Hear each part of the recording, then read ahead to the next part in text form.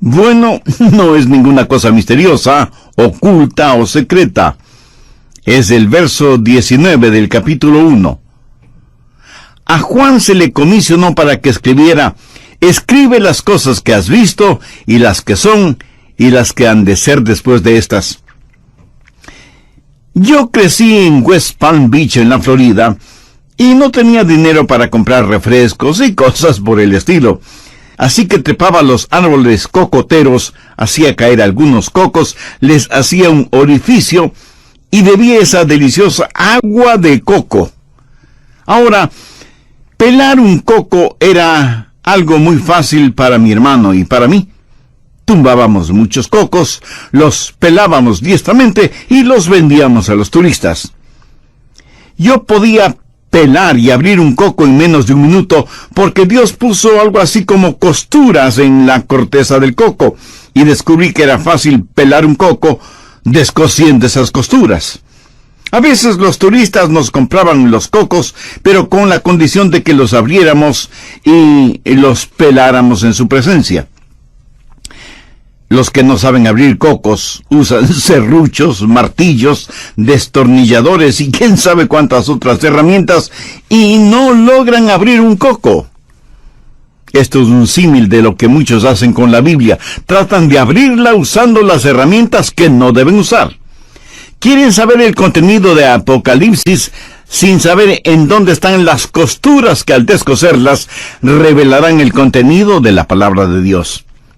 Por así decirlo, una de esas costuras la encontramos en Apocalipsis 1:19, en donde Juan recibió la orden de escribir sobre tres cosas importantes. Primero, escribir las cosas que ha visto. Segundo, escribir las cosas que son. Y tercero, escribir las cosas futuras. Juan presenta un bosquejo del mensaje en tres partes.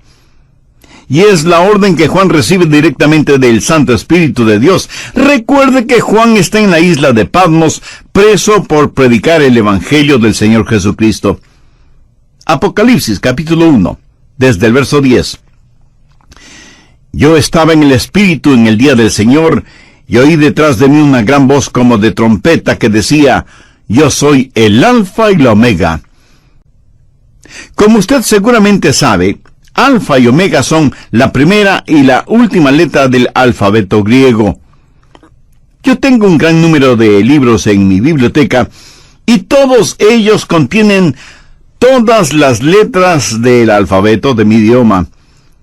Si Jesús ahora me pidiera que escribiera una revelación que me esté dando, me diría: yo soy la A y la Z. Toda la sabiduría de Dios está en el Señor Jesucristo. Ahora noten lo siguiente, en el versículo 10. Escribe en un libro lo que ves. ¿Qué es lo que le dijo que escriba?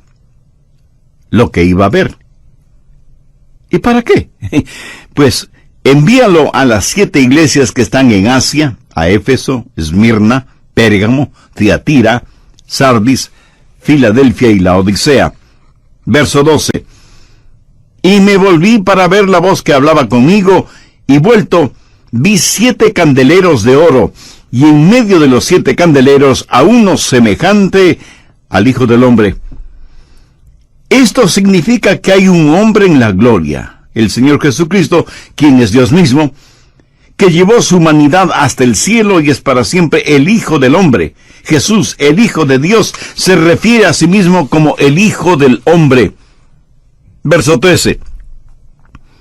Al Hijo del Hombre vestido con una ropa que llegaba hasta los pies y ceñido por el pecho con un cinto de oro.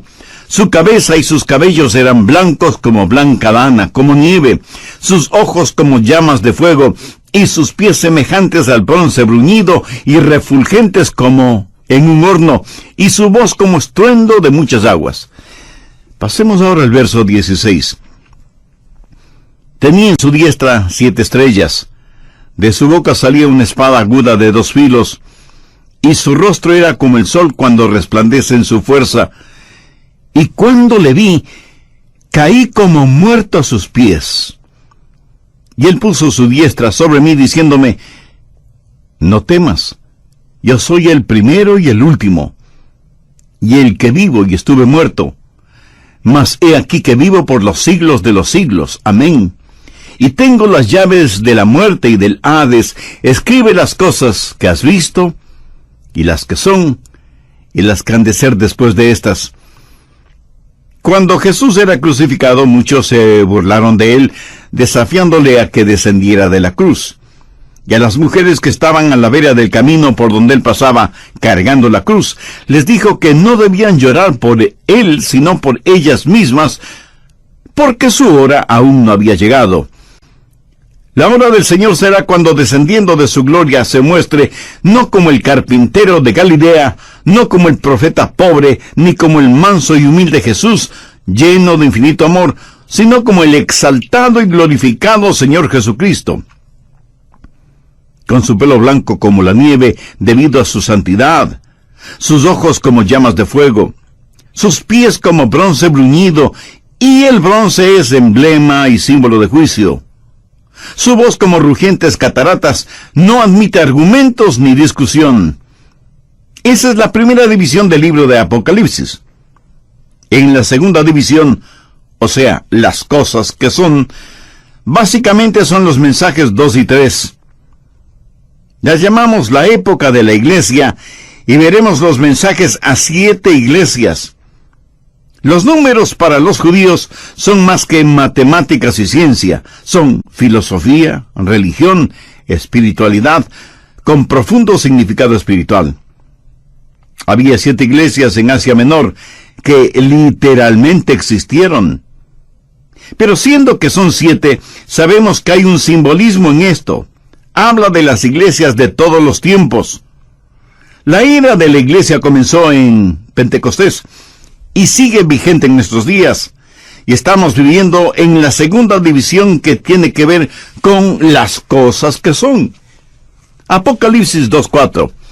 Dios le dice a la iglesia en Éfeso: pero tengo contra ti que has dejado tu primer amor.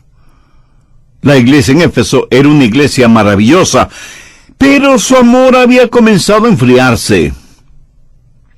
¿Se acuerda cuando usted se casó? ¿Se acuerda de su luna de miel? Después de años de casados, siguen viviendo en su luna de miel.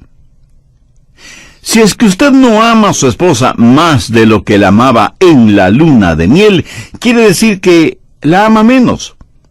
Porque el amor nunca es estático, nunca se queda estancado. ¿Ama usted al Señor Jesucristo con esa inquietante, deslumbrante intensidad que tuvo cuando le recibió en su vida como Salvador y Señor? Ojalá que nunca perdamos esa realidad.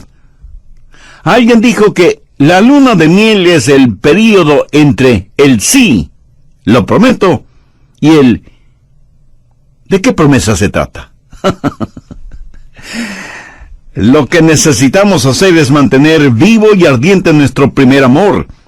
De la iglesia de Éfeso se podía decir muchas cosas maravillosas. Sin embargo, Jesús dijo: pero tengo contra ti que has dejado tu primer amor. Y eso fue el mensaje más importante para la iglesia de Éfeso. Apocalipsis 2:10. Mensaje para la iglesia de Esmirna: no temas en nada lo que vas a padecer. Y aquí, el diablo echará a algunos de vosotros en la cárcel para que seáis probados, y tendréis tribulación por 10 días. Sé fiel hasta la muerte, y yo te daré la corona de la vida. Y esta es una iglesia que conocería el sufrimiento, y toda genuina iglesia del Señor sabe lo que es sufrir por causa de su nombre. Porque contrariamente a lo que se predica desde muchos púlpitos hoy en día, cuesta el servir al Señor. A veces nos puede costar la vida. No piense que una vez que es salvo o salva, está en camino hacia el éxito, la popularidad y la prosperidad financiera. De ninguna manera. El Señor está enseñando aquí que nosotros, en esta época de la iglesia, estamos en peligro de dejar de perder nuestro primer amor y necesitamos enfrentar el hecho de que sufriremos persecución. Luego viene el mensaje a la iglesia de Pérgamo. El verso 14 epitomiza lo que estaba mal en la iglesia de Pérgamo. Escúchelo. Pero tengo unas pocas cosas contra ti, que tienes ahí a los que retienen la doctrina de Balaam, que enseñaba a Balac a poner tropiezo ante los hijos de Israel, a comer cosas sacrificadas a los ídolos y a cometer fornicación. Esta era una iglesia neotestamentaria, pero la impiedad y la mundanalidad estaban mezcladas con las enseñanzas del Evangelio. Y lo mismo era el altar de Jehová que el altar de Baal, que era un dios pagano. Y eso mismo es lo que está sucediendo en muchas iglesias en la actualidad. En muchas iglesias se justifica el aborto indiscriminado y muchos llamados reverendos pontifican acerca de la conveniencia de eliminar bebés mediante el aborto. ¿Sabe? Los sacerdotes de Baal hacían exactamente lo mismo. En algunas iglesias mal llamadas iglesias cristianas, no solamente se defiende, sino que se acepta la sodomía y la homosexualidad, diciendo que somos no cristianos si es que no toleramos estos nuevos estilos de vida, porque Dios, que es todo amor, seguramente los aprueba. Bueno, yo no sé qué Biblia tienen para asegurar.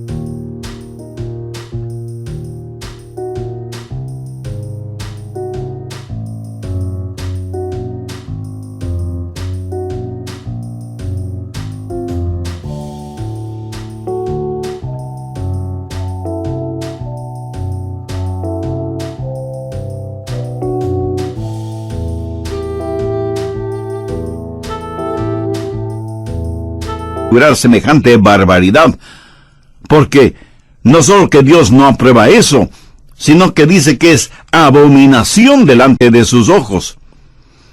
Y aquí dice que esta iglesia de Pérgamo estaba mezclando las cosas, y eso fue un peligro entonces tanto como lo es en nuestros días. Apocalipsis 2:20 es el mensaje para la iglesia de Tiatira.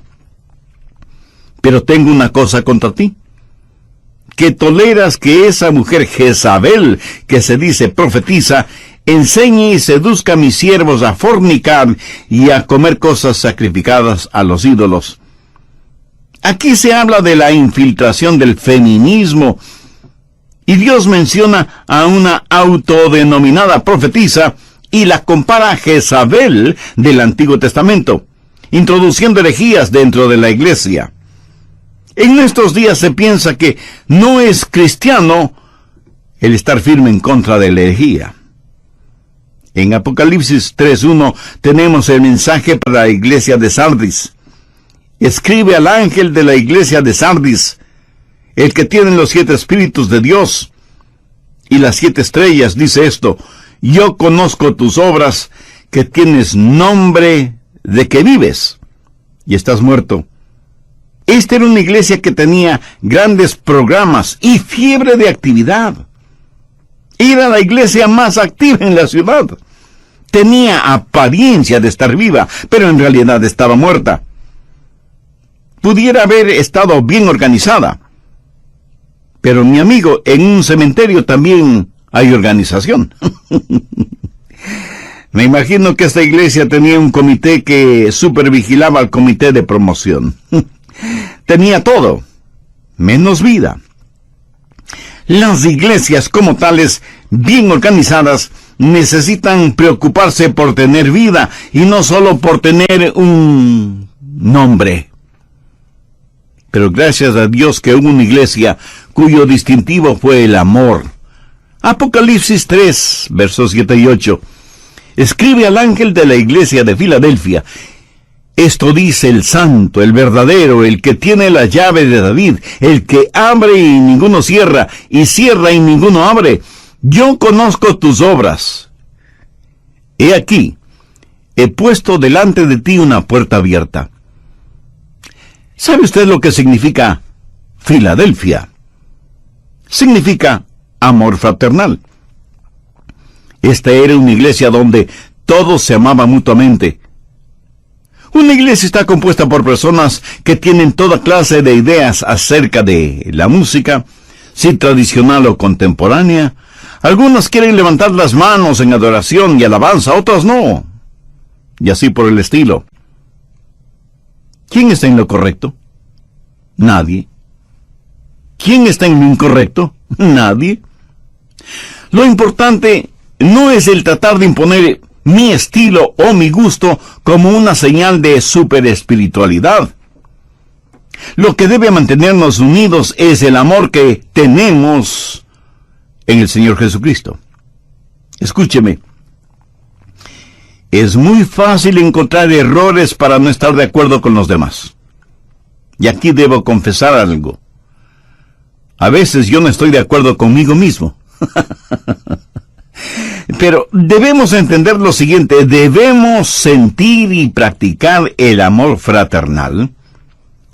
Satanás siempre preferirá el estar en medio de cristianos que no se aman, que vender pornografía, licores o drogas. Dios le dijo a la iglesia en Filadelfia, he puesto delante de ti una puerta abierta, la cual nadie puede cerrar. El último mensaje es para la iglesia en la Odisea. Apocalipsis 3, versos 15 y 16. Yo conozco tus obras, que ni eres frío ni caliente. Ojalá fueses frío o caliente. Pero por cuanto eres tibio, y no frío ni caliente, te vomitaré de mi boca. Qué triste retrato de la iglesia de la Odisea. Tolerante de todo, acomodaticia. Demasiado buenos para ser malos, demasiado malos para ser buenos. Jesús dice que preferiría que fuesen o bien fríos o bien calientes, pero no tibios. ¿Sabe que lo más difícil de vencer son los cristianos tibios? Si las iglesias tuvieran menos miembros, pero todos ellos en fuego por Jesús, se podría hacer mucho más que con un ejército de miembros tibios. Y cuando Jesús dice, pero por cuanto eres tibio y no frío ni caliente, te vomitaré de mi boca, en español común y corriente quiere decir, tu comportamiento me enferma hasta el punto de querer vomitar. ¿Cuál es su comportamiento frente a Jesús? ¿Tiene una relación personal con Él? Si no la tiene, ¿por qué no hace esa decisión ahora mismo? Las 7 iglesias de Asia Menor y mencionadas en Apocalipsis 1:11 son representativas de las iglesias de todos los tiempos, desde Pentecostés hasta nuestros días. Por lo tanto, estamos viviendo las cosas que son. Y esta es la segunda división del libro de Apocalipsis. La tercera división tiene que ver con las cosas que han de ser después de estas, y estas comienzan en Apocalipsis 4:1. Después de esto miré, y he aquí una puerta abierta en el cielo, y la primera voz que oí como de trompeta, hablando conmigo, dijo, sube acá, y yo te mostraré las cosas que sucederán después de estas. Desde el capítulo 4 hasta el final de Apocalipsis, ya no se mencionará a la iglesia, nombrada repetidamente en los 3 primeros capítulos. Recuerde lo que dice Juan, después de estas cosas, oí una voz como de trompeta. La Biblia dice que al sonido de la trompeta van a suceder cosas interesantes. Busque 1 de Corintios 15:52. En un momento, en un abrir y cerrar de ojos, a la final trompeta. Y en 1 Tesalonicenses 4:16 leemos, porque el Señor mismo, con voz de mando, con voz de arcángel y con trompeta de Dios, descenderá del cielo, y los muertos en Cristo resucitarán primero. ¿Qué es lo que leímos en Apocalipsis 4:1? Oí una voz como de trompeta diciendo: sube acá. Esto es, en reunirnos con el Señor. Y Juan, en el Espíritu, experimentó esto. Dios le dio un atisbo de su gloria, del futuro, para que hable de la tercera división, las cosas por venir. ¿Cuándo sucederán? Pues en cualquier momento. Busque Mateo 24 desde el verso 36. Jesús está hablando y dice: pero del día y la hora nadie sabe, ni aun los ángeles del cielo, sino solo mi Padre. Mas como en los días de Noé, así será la venida del Hijo del Hombre. Ahora, demos un pequeño salto hasta el verso 44. Por tanto, también vosotros estad preparados, porque el Hijo del Hombre vendrá a la hora que no pensáis. Algunos enseñan que la iglesia experimentará la gran tribulación, y eso no es cierto. Por el contrario, dice que todo será como en los días de Noé, cuando todos se dedicaban a cosas cotidianas, no necesariamente buenas o encomiables, hasta que súbitamente y en forma cataclísmica vino el diluvio y se los llevó a todos. Si yo supiera que Jesús viene al final de la tribulación, sabría exactamente hasta la hora de su venida. ¿Por qué? Porque la tribulación durará 7 años. Podría estar contando los días, y en vez de mirar por Jesús, podría estar mirando por el anticristo, si es que estuviera esperando ver señales en vez de esperar a Cristo. Pero la Biblia enseña que, al final de la era de la iglesia, en cualquier momento, el Señor puede venir, que la trompeta sonará, y que Jesús llamará a los suyos para que estén con Él. Apocalipsis 4:1 es el comienzo de la tercera división, o sea, las cosas que sucederán después de estas. ¿Qué sucederá después del rapto? Escúcheme, cuando la iglesia sea quitada de la tierra, la sal y la luz desaparecerán. El Espíritu Santo se apartará. Y la bestia que sale del mar, el anticristo, será presente. Y será el tiempo de la gran tribulación. Apocalipsis 6:17, porque el gran día de su ira ha llegado, ¿y quién podrá sostenerse en pie? La tribulación es la ira de Dios derramada sobre la tierra, y la Biblia dice concerniente a la iglesia que Dios ha determinado que su ira no será sobre aquellos que son salvos mediante el Señor Jesucristo. Dios nunca derramará su ira sobre sus hijos. Y como hijos, somos el objeto de la disciplina de Dios, pero jamás de la ira de Dios. La ira de Dios es solo para aquellos que han rechazado al Señor Jesucristo. Después del rapto vendrá el gran día de la ira de Dios. ¿Y quién podrá sostenerse en pie frente a la ira divina? Busque Apocalipsis 9:6. Y en aquellos días los hombres buscarán la muerte, pero no la hallarán, y ansiarán morir, pero la muerte huirá de ellos. Lo que nosotros ahora llamamos muerte será un descanso y un alivio frente a los horrores de la tribulación, que será un tiempo terrible que durará 7 años. Qué triste el día cuando se escuche el llanto, la angustia, la desesperación de los perdidos, cuando sepan su destino.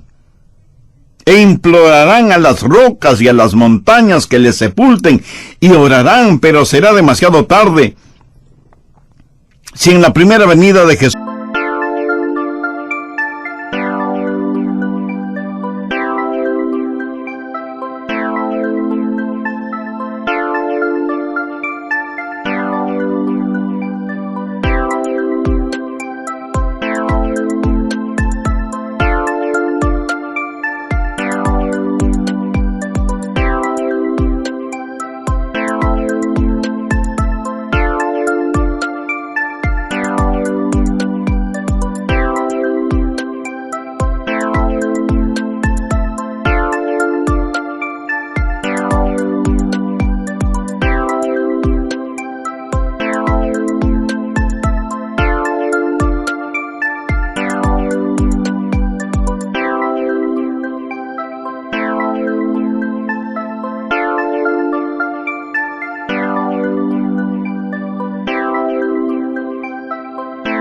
usted no se salva, en la segunda venida usted ciertamente será condenado.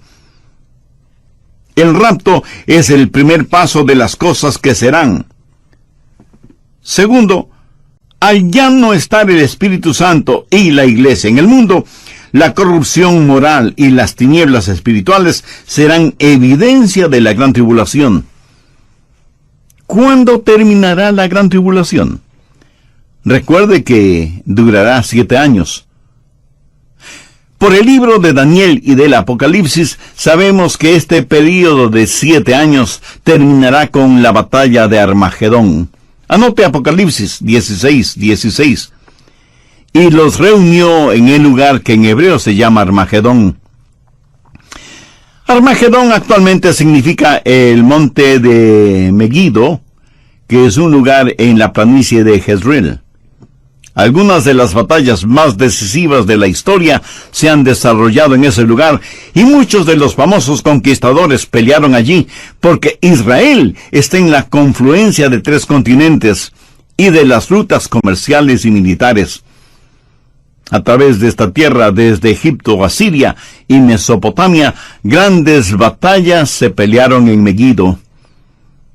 Y este será el lugar en donde la bestia, el anticristo, el hombre de pecado, el hijo de perdición, hará su último esfuerzo con su ejército mundial para enfrentar al pueblo de Dios, los judíos, y tratar de apoderarse de Jerusalén, la ciudad dorada, que es la ciudad que se ha transformado en el centro de atención mundial.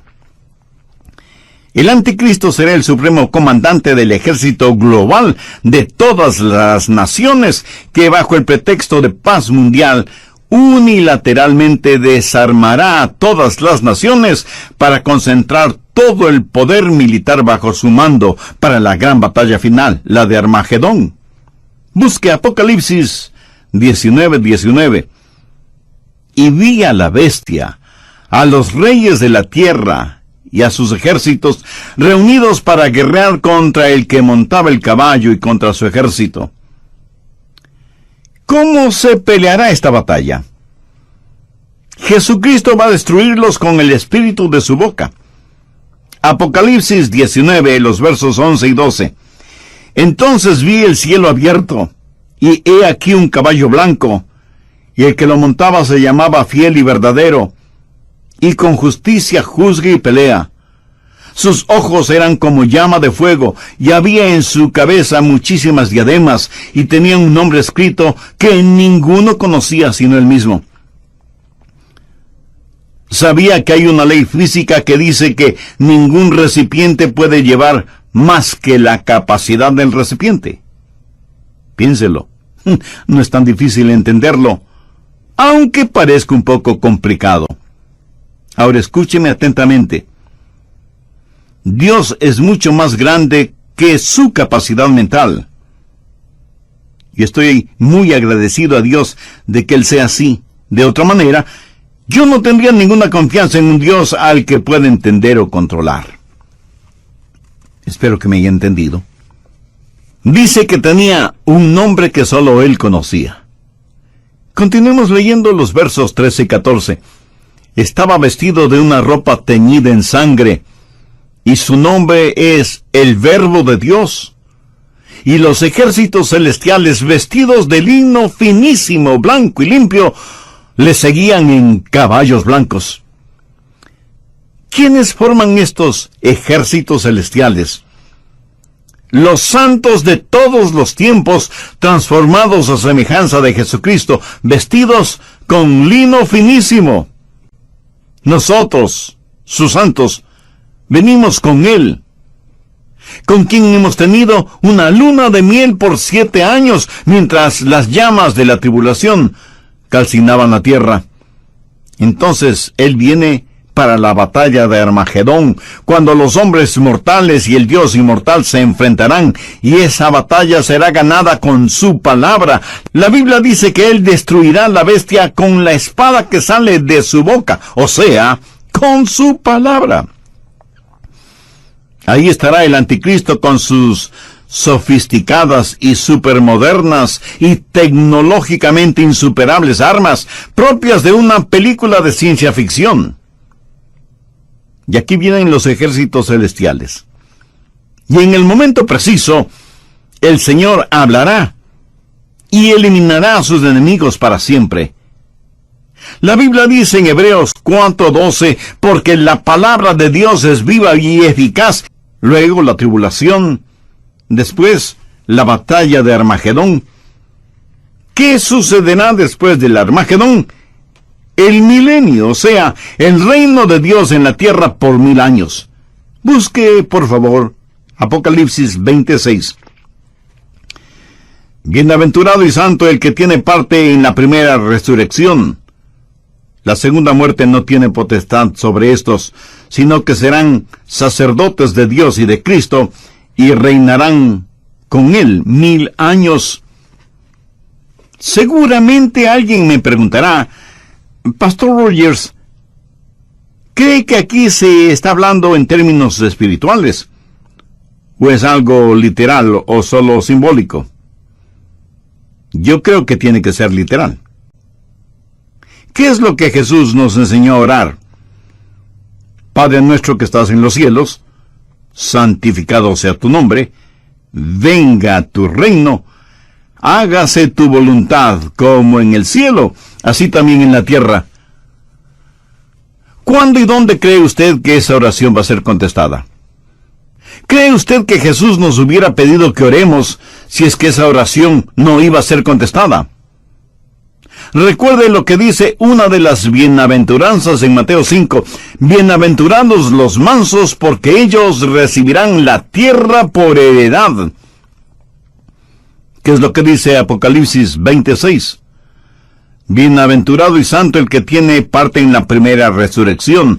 La segunda muerte no tiene potestad sobre estos, sino que serán sacerdotes de Dios y de Cristo, y reinarán con él 1000 años.